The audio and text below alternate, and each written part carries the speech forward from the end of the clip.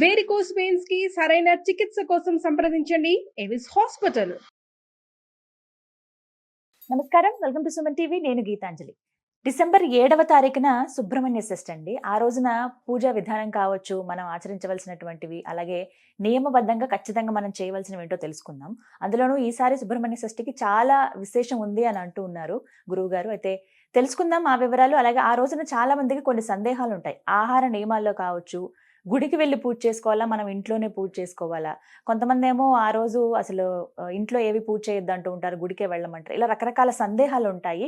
ఒక్కొక్క ప్రాంతంలో ఒక్కో విధంగా కూడా చేస్తూ ఉంటారు సుబ్రహ్మణ్య షష్ఠిని. కొన్ని ప్రాంతాల్లో మనం వింటాం సుబ్బారాయుడు షష్ఠి అని ఇలా చెప్తూ ఉంటారు. నాగ దేవత ఆరాధన చేయాలా, నాగరాజుకి ఆరాధన చేయాలా, సుబ్రహ్మణ్య స్వామికి చేయాలా, ఇలా చాలా సందేహాలు కదండి. ఇవన్నీ తెలుసుకుందాం. నివృత్తి చేసేందుకు ప్రస్తుతం మనతో పాటు ఉన్నారు ప్రముఖ జ్యోతిష్యులు బ్రహ్మశ్రీ నందిభట్ల శ్రీహరి శర్మ గురువు గారు. వారితో మాట్లాడదాం. గురుగారు నమస్కారం అండి. వాగర్థావివ సంపృక్తౌ వాగర్థ ప్రతిపత్తయే జగతః పితరౌ వందే పార్వతీ పరమేశ్వరౌ. సదాశివ సమారంభాం శంకరాచార్య మధ్యమాం అస్మదాచార్య పర్యంతం వందే గురు పరంపరాం. ఆదిత్యాయ చ సోమాయ మంగళాయ బుధాయ చ గురుశుక్రశనిభ్యశ్చ రాహవే కేతవే నమః. శృంగేరి జగద్గురు పీఠాధిపతులకి, కంచి పీఠాధిపతులకి నమస్కారములు తెలియజేసుకుంటూ కార్యక్రమాన్ని ప్రారంభిద్దాం. 7వ తారీఖు సుబ్రహ్మణ్య షష్ఠి గురువు గారు. అయితే ఆ రోజు మీరు మాటల్లో అన్నారు చాలా విశేషం ఉంది ఈసారి ఈ 2024వ సంవత్సరంలో అని చెప్పి. ఆ విశేషం ఏంటో చెప్పండి. అలాగే ప్రత్యేకత ఏంటి, అసలు ఎందుకు జరుపుకోవాలి సుబ్రహ్మణ్య షష్ఠి వివరించండి. సుబ్రహ్మణ్య షష్ఠి, సుబ్బారాయుడు షష్ఠి అని అంటుంటారమ్మా. మార్గశిర మాసము శుద్ధ షష్ఠి రోజున ఈ యొక్క కృత్తికుడు అంటే తారకాసుర సంహార నిమిత్తమై సుబ్రహ్మణ్య స్వామి వెలిసినటువంటి రోజు, అనగా జన్మించినటువంటి రోజు. అయితే ఇక 2024 సంవత్సరంలో వచ్చినటువంటి సుబ్బారాయుడు షష్ఠి, సుబ్రహ్మణ్య షష్ఠికి ప్రత్యేకత అడిగారు కదమ్మా. ఈ ప్రత్యేకత ఏంటనంటే, నవగ్రహాలలో కుజుడికి అధిష్టాన దేవత సుబ్రహ్మణ్య స్వామి. కుజుడు అంటేనే సాక్షాత్తు సుబ్రహ్మణ్య స్వామి అని అంటారు. అట్టి కుజుడికి సంబంధించినటువంటి నక్షత్రాలు 3: మృగశిర, చిత్త, ధనిష్ట. ఆ ధనిష్ట నక్షత్రం ఆ సుబ్రహ్మణ్య షష్ఠి రోజున రావడం చాలా విశేషం. కాబట్టి వీక్షించేటువంటి సుమన్ టీవీ ప్రేక్షకులు కూడా ఈ సుబ్రహ్మణ్య షష్ఠి రోజున రుణ సమస్యలతో బాధపడేటువంటి వాళ్ళు, ధన సమస్యలతో బాధపడేటువంటి వాళ్ళు, విద్యాపరంగా ఇబ్బందులు పడేటువంటి వాళ్ళు, ముఖ్యంగా కుజ దోషముతో బాధపడుతుంటారు కదా, అటువంటి వాళ్ళు, ముఖ్యంగా కుజుడు ఎవరి జాతకంలోనైతే బలహీనుడు అవుతాడో వాళ్ళు ఈగోయిస్టిక్ పర్సన్స్ గా ఉంటారు, హిపోక్రసీగా ఉంటుంది వాళ్ళది. అంతేకాకుండా ప్రతిదీ కూడా తమకి తామే అన్వయించుకుంటారు, మంచికి చెడుకు కూడా తను అన్వయించుకుంటారు. ముఖ్యంగా మానసికమైనటువంటి దౌర్బల్యం ఎక్కువగా ఉంటుంది. అంటే చిన్నదానికి కూడా భయపడిపోవడం, కుజుడు బలహీనంగా ఉంటే. కుజుడు బలంగా ఉంటే అందరితో కోట్లాడుతూ ఉంటుంటాడు. కాబట్టి కుజుడి యొక్క ప్రమేయం లేని కుటుంబం అంటూ లేదు. కాబట్టి సుబ్రహ్మణ్య షష్ఠి రోజున ఇటువంటి చెప్పబడినటువంటి సమస్యలతో ఉన్న వాళ్ళు కొన్ని పరిహారాలు అనేటువంటివి పాటించుకోవాలమ్మా. గురుగారు, సుబ్రహ్మణ్య స్వామి అని ఆ పేరు ఎందుకు వచ్చింది? అంటే కుమారస్వామి కదా వారికి అసలు పేరు. సుబ్రహ్మణ్య స్వామి అన్న పేరు ఎందుకు వచ్చింది? సుబ్రహ్మణ్య స్వామి అనేంటే మనకు గమనించుకున్నట్లయితే పూర్వము అనేక అసురులు చాలా మంది పెట్టరేగిపోతున్నారు. అందులో తారకాసురుడు వరప్రభావము చేత దేవతలందరినీ పీడింప సాగుతుంటే ఆ వరం ఇచ్చింది బ్రహ్మదేవుడే కాబట్టి అందరూ కూడా బ్రహ్మదేవుని దగ్గరికి వెళ్ళారు. అప్పుడు అతను ఏం వరం కోరుకున్నాడు? శివుడికి కలిగినటువంటి సంతానం చేత నేను సంహరింపబడాలి అని. ఆల్రెడీ సతీదేవి దక్షయజ్ఞంలో మరణించింది, ఆత్మాహుతి చేసుకుంది. ఇక శివుడు వివాహం చేసుకోడు, బ్రహ్మచారిగా ఉండిపోతాడని భావించిన తారకాసురుడు ఈ వరం కోరుకున్నాడు. తర్వాత సతీదేవి మళ్ళీ హిమవంతుని పుత్రికగా పార్వతిగా జన్మించింది.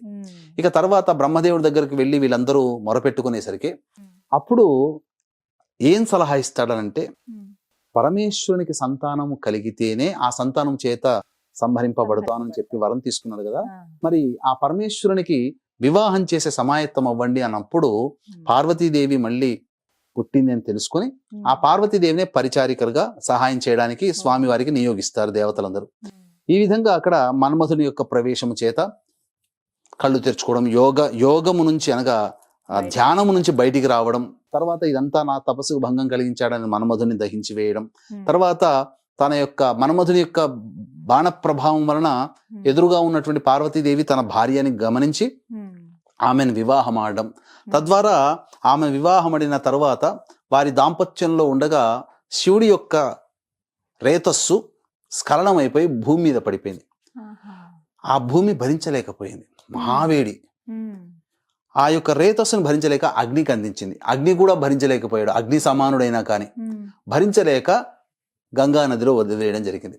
ఆ గంగా నదిలో వదిలివేయిన తర్వాత అవన్నీ కూడాను 6 ముఖాలుగా ఏర్పడి ఒడ్డున రావడం, అక్కడ ఆ విధంగా సుబ్రహ్మణ్య స్వామి అవతరించడం జరిగింది.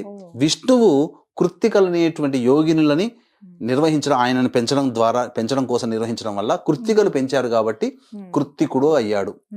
ఇక సుబ్రహ్మణ్య స్వామి అనేటువంటి ఒక నామం అనేటువంటిది జ్ఞానానికి సంబంధించినటువంటిది. ఎలా వచ్చింది అన్నప్పుడు, పూర్వము అనగా చిన్నతనంలో ఉన్నప్పుడు, ఆ పార్వతీ అమ్మవారి ఒడిలో ఉన్నప్పుడు శివుడు ప్రవేశం చేసి అమ్మవారికి అన్ని విషయాలు చెప్తూ ప్రణవ మంత్రార్థాన్ని కూడా చెప్పాడు. అయితే ఒకసారి కైలాసంలో సభ జరుగుతుండగా బ్రహ్మదేవుడిని కూడా పరీక్షించాలనే ఉద్దేశంతో ఆ బ్రహ్మదేవుని అనేక మంత్రార్థాలు చెప్పమన్నప్పుడు ఈ ప్రణవ మంత్రార్థం కూడా చెప్తున్నప్పుడు ఆ ప్రణవ మంత్రాన్ని సరిగ్గా చెప్పలేకపోయాడు బ్రహ్మదేవుడు. ఆ విధంగా బ్రహ్మదేవుని బంధించడం జరిగింది. కాగా అమితమైనటువంటి జ్ఞానాన్ని పొందినటువంటి వ్యక్తి, జ్ఞాన స్వరూపము కాబట్టి ఆయనకి సుబ్రహ్మణ్యుడు అనేటువంటి ఒక నామధేయం ఉన్నది. తర్వాత అనేక విధాలుగా ఆ సుబ్రహ్మణ్యుని సుబ్బారాయుడు అని, కృత్తికుడని ఇలా అనేక పేర్లతో పిలవడం జరుగుతుందమ్మా. ఇలా పేర్లన్నీ వల్ల వచ్చాయి. గురుగారు, మరి సుబ్రహ్మణ్య స్వామికి అంటే కుమారస్వామి రూపానికి చూస్తాం మనం, నెమలి వాహనంగా చూస్తాం, అలాగే కోడి కూడా చెప్తూ ఉంటారండి. ఎందుకు ఈ 2 స్వామివారి గురించి చెప్పేటప్పుడు ప్రస్తావిస్తారు? తారకాసుర సంహారం కోసమే పుట్టిన వ్యక్తి కదమ్మా సుబ్రహ్మణ్య స్వామి. ఈ తారకాసుర సంహారము జరిగిన తర్వాత అతని అన్న శూరపద్ముడు, ఈ శూరపద్ముడితో కూడా తారకాసుని యొక్క అన్న శూరపద్ముడు, ఈ శూరపద్మునితో కూడా యుద్ధం చేయాల్సి వచ్చింది. యుద్ధం చేసినప్పుడు 6 రోజులు యుద్ధం చేస్తాడు. ఇక 6వ రోజున ఈ శూరపద్ముడు ఈ యొక్క ఒక పక్షి రూపాన్ని పొందుతాడు, మాయ ప్రభావం చేత చేసి యుద్ధం చేస్తాడు. అప్పుడు తన శూలముతో ఆ యొక్క శూరపద్ముడు పక్షి రూపాన్ని పొందడం, పక్షిని సంహరిస్తాడు. ఆ పక్షి 2గా చీలి ఒకటి నెమలిగా, ఒకటి కోడి పుంజుగా మారింది.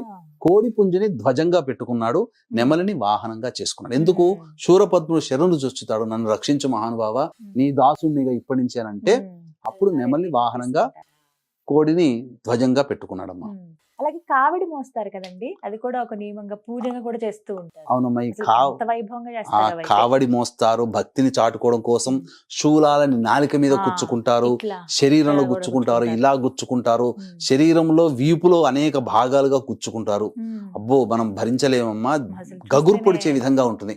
అన్నిటికంటే ముఖ్యంగా కావడిని మోసుకురావడం అనేటువంటిది ప్రత్యేకించి సుబ్రహ్మణ్య స్వామి ఆరాధనలో చెప్పబడి ఉంది. అనగా ఎందుకు వచ్చింది ఇది అనంటే, పూర్వము అగస్త్య మహాముని కైలాసాన్ని సందర్శించున్నప్పుడు ఆ యొక్క ఈశ్వరుడు వెళుతున్నటువంటి అగస్త్యుని పిలిపించి 2 కొండలనిచ్చి, ఇవి శివశక్తి స్వరూపముగా దక్షిణాది ప్రాంతంలో పెట్టవయ్యా, శివశక్తి స్వరూపముగా ఈ 2 కొండలని ఆరాధనాపూర్వకంగా చెయ్యి అని చెప్పి పంపించగా, అప్పుడు ఆ 2 కొండలని మోసుకుంటూ వెళ్ళలేక అప్పుడు ఈ యొక్క ఇదంబుడు అనేటువంటి యొక్క సంబంధించినటువంటి రాక్షసుడు కనబడతాడు. అగస్త్య మహాముని యొక్క గొప్పతనం తెలుసుకొని ఈ అసురులందరినీ కూడా సంహరించాడు కదా తారకాసురుడు, అనగా అందరినీ కూడా, తారకాసురుని, శూరపద్ముని. కాబట్టి సుబ్రహ్మణ్య స్వామిని ఎలాగైనా గెలవాలంటే అగస్త్యుని యొక్క శక్తి కావాలి, అగస్త్యుని దగ్గర మంత్ర విద్యలు నేర్చుకోవాలి అని చెప్పి వేనోళ్ల పొగిడి అతన్ని శిష్యుడిగా చేసుకోమని అడుగుతాడు. అంతటా అప్పుడు ఉపాయం ఆలోచించినటువంటి అగస్త్య మహాముని ఈ 2 కొండల్ని పట్టుకొని రావయ్యా, అప్పుడు కొంత దక్షిణాది ప్రాంతంకి వెళదాం, అక్కడికి వెళ్ళిన తర్వాత నేను అక్కడ నీకు విద్యలు నేర్పుతాను అని అంటాడు. అంత తర్వాత మరి ఎలా నేను మోయడం అని అంటే, అప్పుడు కొన్ని విద్యలు నేర్పుతాడు. కొన్ని రకాలైనటువంటి విద్యలు నేర్పిన తర్వాత ఆ విద్యలు నేర్పిన ప్రభావం వలన బ్రహ్మదండము, ఆ కావడి మోసే దండమైంది బ్రహ్మదండం. ఇక అష్టనాగులు ఉన్నారు కదమ్మా, ఈ అష్టనాగులు మోసేటువంటి తంత్రులుగా మారారు, తంతిలుగా. అంటే ఈ అష్టనాగులు ఒక వైపున ఈ 4 కావల్ని ఒకటి 4 ఇటువైపున పెట్టుకొని తక్కెళ్ళలో పెట్టుకొని 2 కొండల్ని అందులో పెట్టుకొని మోసుకుంటూ అగస్త్యుని వెంపడి వచ్చాడు. వచ్చిన తర్వాత కొంత రోజులు గడిచిన తర్వాత ఒక చోట సేద తీరుదామని ఈ ఇదంబుడు అనేటువంటి ఒక రాక్షసుడు ఒక చోట ఆగి సేద తీరుతాడు. సేద తీరిన తర్వాత అగస్త్యుడు ఇంకా తొందరగా వెళదాం, సమయం ఆసన్నం అవుతుందంటే ఆ కావడిని పట్టుకొని లేస్తే, దండాన్ని పట్టుకొని లేస్తే ఒకటి లేస్తుంది కానీ ఒకటి అక్కడే ఉంటుంది. ఎందుకు ఇలా బరువుగా ఉంది, అసలు లేవట్లేదని చెప్పి ఇదంబుడు పైకి వెళ్ళి చూస్తే అక్కడ ఎందుకనంటే ఈ సుబ్రహ్మణ్య స్వామి అసుర సంహారం చేయడానికే కదా పుట్టాడు. అందరూ అసురులు చనిపోయారు, కానీ ఈ ఇదంబుడు ఒక్కడే మిగిలిపోయాడు.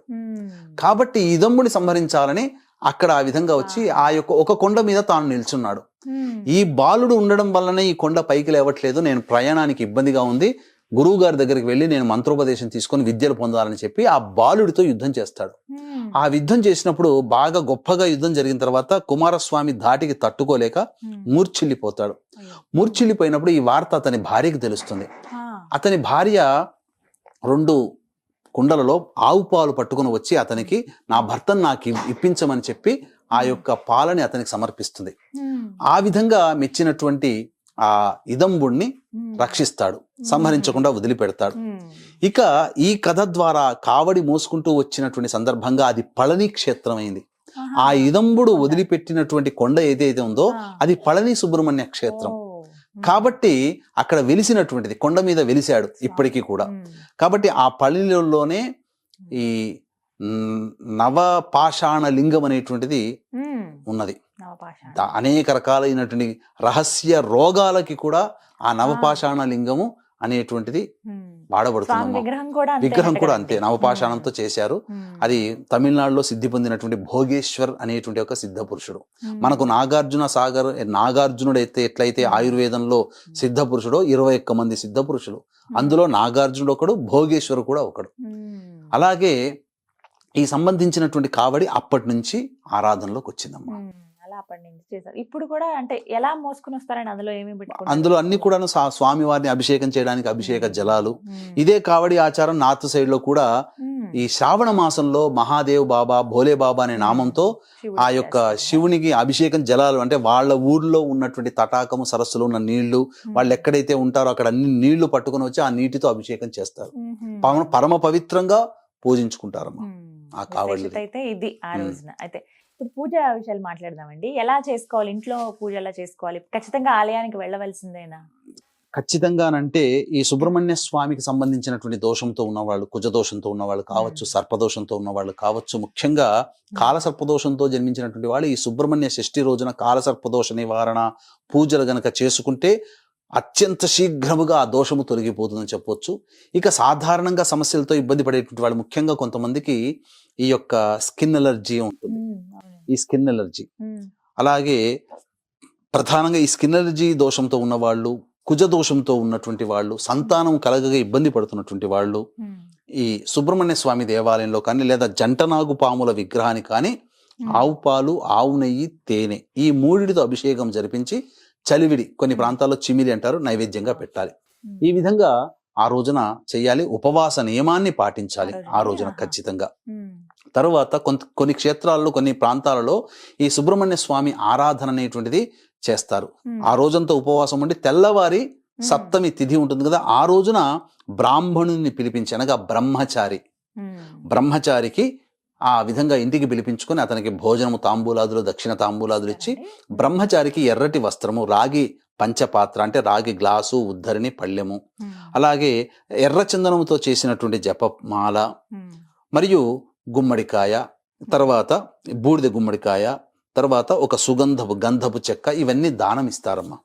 కందులు కూడా దానం ఇస్తారు. కుజదోషంతో ఉన్నటువంటి వాళ్ళు ఆ బ్రాహ్మణుడికి, ఎర్రటి వర్ణము ఎరుపు రంగు ఉన్నటువంటి బ్రహ్మచారికి ఇవి దానం ఇస్తారు. తద్వారా కుజుని యొక్క అనుగ్రహం కలుగుతుంది. ఇక రుణ సమస్యలతో బాధపడేటువంటి వాళ్ళు రుణ విమోచక అంగారక స్తోత్రాన్ని వీలైనన్ని సార్లు ఆ రోజంతా పఠిస్తే చాలా మంచిది. ఎందుకనంటే ధనిష్ఠ నక్షత్రం వచ్చింది ఆ రోజున, కుజుని యొక్క నక్షత్రం ఆ రోజున. కాబట్టి ఈ యొక్క రుణ విమోచక అంగారక స్తోత్రాన్ని 108 సార్లు గనక పారాయణం చేస్తే రావలసిన రాణి బాకీలు అన్నీ వస్తాయి.